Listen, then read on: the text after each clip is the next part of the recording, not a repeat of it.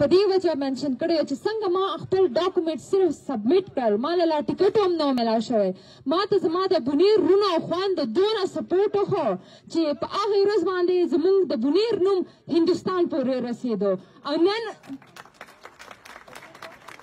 او نن الحمدلله د زموږ د بونیر نوم په انټرنیشنل میډیا باندې هر ځای کې هندوستان، رشیا،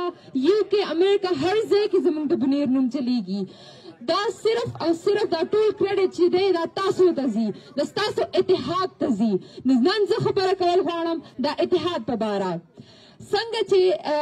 تاسو به غانو ما اورېدلي، د ملالۍ میوند خبره به مو اورېدلې، هغه هسټري به مو اورېدلي. په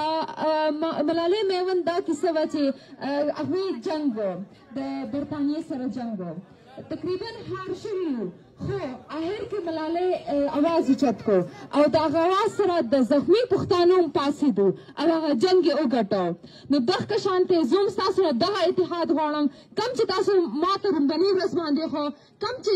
200 کاله مخکې زموږ پښتانه ښوولی وو چې راځئ موږ یو ځای اتحاد سره ودرېږو، موږ یو ځای د خپل مسلو سره جنګ